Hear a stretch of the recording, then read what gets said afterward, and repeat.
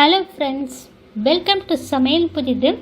இன்றைக்கி நம்ம வீடியோவில் பார்க்க போகிற ரெசிபி ரொம்ப அருமையான சைடிஷ் ரெசிபிங்க. இந்த சைடிஷ் பார்த்திங்கன்னா சாதம், சப்பாத்தி, இட்லி, தோசை, பரோட்டாவுக்கெலாம் ரொம்ப அற்புதமாக இருக்குங்க. கண்டிப்பாக ஃப்ரெண்ட்ஸ் இந்த ரெசிபியை நீங்கள் ட்ரை பண்ணி பாருங்கள். செஞ்சு பார்த்துட்டு எப்படி வந்துச்சுன்னு கருத்துக்களை ஷேர் பண்ணுங்கள். இந்த வீடியோ உங்களுக்கு பிடித்திருந்தால் லைக் பண்ணுங்கள், ஷேர் பண்ணுங்கள். நம்ம சேனலுக்கு மறக்காமல் சப்ஸ்கிரைப் பண்ணுங்கள். இந்த வீடியோவை முழுமையாக ஸ்கிப் பண்ண பாருங்கள். இப்போ வாங்க இந்த ரெசிபியை எப்படி செய்யறதுன்னு பார்க்கலாம். ரெசிபி செய்கிறதுக்கு 2 மீடியம் சைஸ் வாழைக்காய் எடுத்துருக்கேன். வாழைக்காவை குக்கரில் தண்ணி சேர்த்து 2 விசில் விட்டு வேக வச்சு எடுத்துருக்கேங்க. வேக வச்ச வாழைக்காவை ஆறுனதுக்கப்புறம் இது போல் தோலை நீக்கிட்டு எடுத்துக்கலாங்க. நல்லா வேக வச்சிட்டிங்கன்னா 2 விசில் விட்டு நல்லா தோல் இது போல் கழண்டு வந்துடுங்க. இப்போ நம்ம தோலை உரித்து எடுத்தாச்சுங்க. இந்த வாழைக்காவை வேறு ஒரு பாத்திரத்துக்கு மாற்றி நல்லா கைகளால் மசித்து எடுத்துக்கலாங்க. நல்லா வெந்ததுனால இது போல் நம்ம கைகளால் மசித்தாலே நல்லா மசிஞ்சிடுங்க. இப்போ இது மசிச்சாச்சுங்க. இதில் நம்ம மற்ற பொருட்கள்லாம் சேர்த்துக்கலாம். 2 டீஸ்பூன் அளவுக்கு கடலை மாவு சேர்த்துக்கலாங்க. ஒரு பெரிய சைஸ் வெங்காயம், ஒரு பச்சை மிளகாய், கொஞ்சமாக மல்லித்தழை, இது எல்லாத்தையும் பொடியாக கட் பண்ணிட்டு சேர்த்துருக்கேன். 1/2 டீஸ்பூன் அளவுக்கு இஞ்சி பூண்டு பேஸ்ட்டு சேர்த்துருக்கேன். 1/4 டீஸ்பூன் கம்மியாக பெருங்காயத்தூள் சேர்த்துக்கலாம். வாழைக்காய் வாய்வுன்றதுனால கட்டாயம் பெருங்காயத்தூள் சேர்த்துக்குங்க. 1/4 டீஸ்பூன் மஞ்சள் பொடி சேர்த்துக்கலாம். 1/2 டீஸ்பூன் அளவுக்கு தனி மிளகாத்தூள் சேர்த்துக்கலாம். பச்சை மிளகாய் சேர்த்துருக்கோம், அதுக்கு தகுந்த மாதிரி காரம் கொஞ்சம் கம்மியாகவே சேர்த்துக்குங்க. 1/4 டீஸ்பூன் கரம் மசாலா, 1/4 டீஸ்பூன் அளவுக்கு ஜீரகத்தூள் சேர்த்துக்கலாம். இப்போ உப்பு சேர்த்துக்கலாங்க. உப்பு முழு பதம் போடாதீங்க, 3/4 பதம் போட்டுக்குங்க. ஏன்னா நம்ம குழம்புல ஊற வைக்கிறதுனால உருண்டைகள் உப்பு சுவை கொஞ்சம் அதிகமாக இருக்கும். அதனால இந்த உருண்டைக்கு 3/4 பதம் உப்பு சேர்த்தா போதுங்க. இப்போ உப்பு சேர்த்து நல்லா மிக்ஸ் பண்ணிக்கலாம். இப்போ நல்லா மிக்ஸ் பண்ணதுக்கப்புறம் நம்ம சின்ன சின்ன உருண்டைகளாக உருட்டி எடுத்துக்கலாங்க. இப்போ கொஞ்சமாக இது போல் எடுத்துகிட்டு கைகளால் நல்லா உருட்டி எடுத்துக்குங்க. இப்போ உள்ளங்கையில் இது போல் உருட்டினீங்கன்னா அருமையாக வந்துடுங்க. இப்போ இதே மாதிரி நம்ம எல்லா உருண்டைகளையும் உருட்டி எடுத்துக்கலாம். இப்போ உருண்டைகள் உருட்டி எடுத்தாச்சுங்க. இது பொரிக்கிறதுக்கு எண்ணெய் சூடுபடுத்தி வச்சுருக்கேன். எண்ணெய் நல்லா சூடானதும் அடுப்பை மிதமான தீயிலே வச்சுக்கோங்க. இப்போ நம்ம உருட்டி வச்ச உருண்டைகளை எண்ணெயில் சேர்த்துக்கலாங்க. சேர்த்ததுக்கப்புறம் ஒரு 2 நிமிஷம் போல் கலந்து விடாமல் இருங்க. ஏன்னா உடனே கலந்து விட்டிங்கன்னா உருண்டைகள்லாம் உடஞ்சிரும். ஒரு 2 நிமிஷம் வெந்ததுக்கப்புறம் அப்புறம் திருப்பி விட்டுக்கலாங்க. இது போல் நல்லா கலந்து கொடுங்க. இப்போ பாருங்கள், 2 நிமிஷத்துக்கு அப்புறம் தாங்க நான் கலந்து கொடுக்குறேன். இப்போ ஒரு சைடு நல்லா செவந்ததும் திருப்பி விட்டுக்கலாம். இப்போ நம்ம வெந்ததுக்கப்புறம் திருப்பி விட்டோன்னா உருண்டைகள் கொஞ்சம் கூட உடையாதுங்க. இப்போ 2 சைடு நல்லா செவந்து வெந்துடுச்சுங்க உருண்டைகளை. இப்போ எண்ணெயை வடிச்சிட்டு எடுத்துடலாங்க. ரொம்ப அருமையாக இருக்குங்க. இது நம்ம குழந்தைங்களுக்கு இதே மாதிரி ஸ்நாக்ஸாக கூட செய்து கொடுக்கலாம். ரொம்ப விரும்பி சாப்பிடுவாங்க. வாழைக்காய் இருந்துச்சுன்னா இன்றைக்கி ட்ரை பண்ணி பாருங்கள்.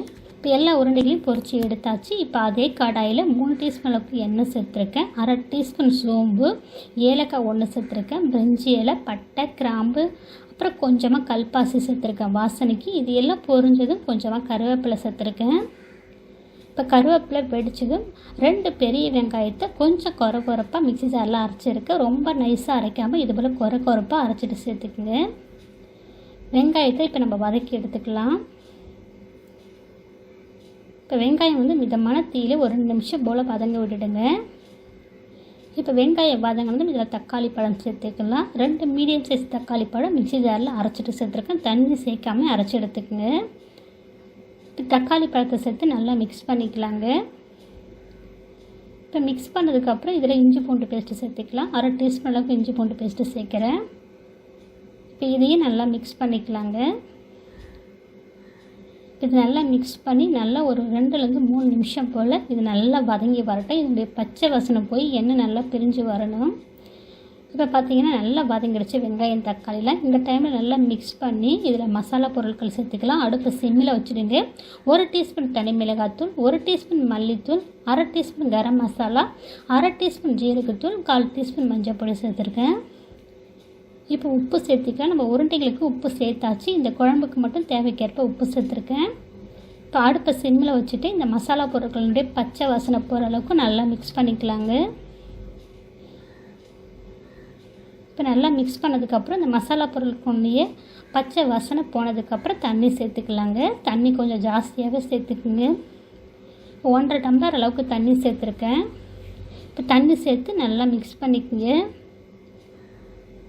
இப்போ மிக்ஸ் பண்ணதுக்கப்புறம் மேலே மூடி போட்டு நல்லா ஒரு 7லேருந்து 8 நிமிஷம் போல் மிதமான தீயிலே குழம்பை கொதிக்க விடுங்க.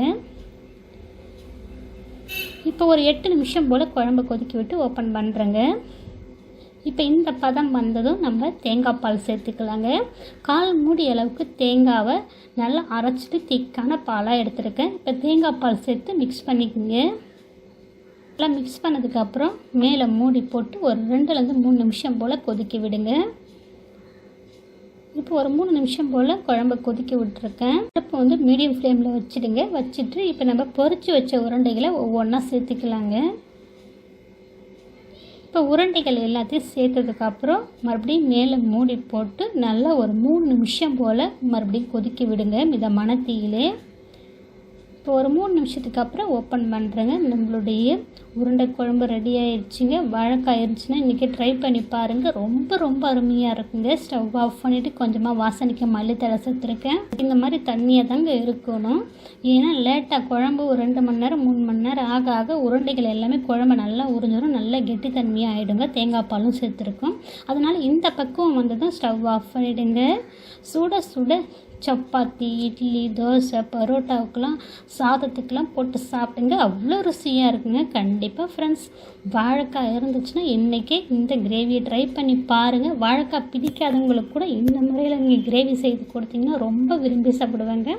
இந்த உருண்டையில் வாழைக்காய் சேர்த்த மாதிரியே தெரியாதுங்க. அவ்வளோ ருசியாக இருக்குங்க.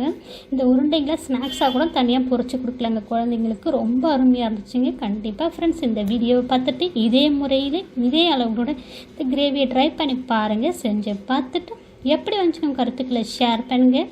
இந்த வீடியோ உங்களுக்கு பிடித்திருந்தால் லைக் பண்ணுங்கள், ஷேர் பண்ணுங்கள். நம்ம சேனலுக்கு மறக்காமல் சப்ஸ்கிரைப் பண்ணுங்கள். இந்த வீடியோவை முழுமையாக ஸ்கிப் பண்ண பார்த்ததுக்கு நன்றி. வணக்கம்.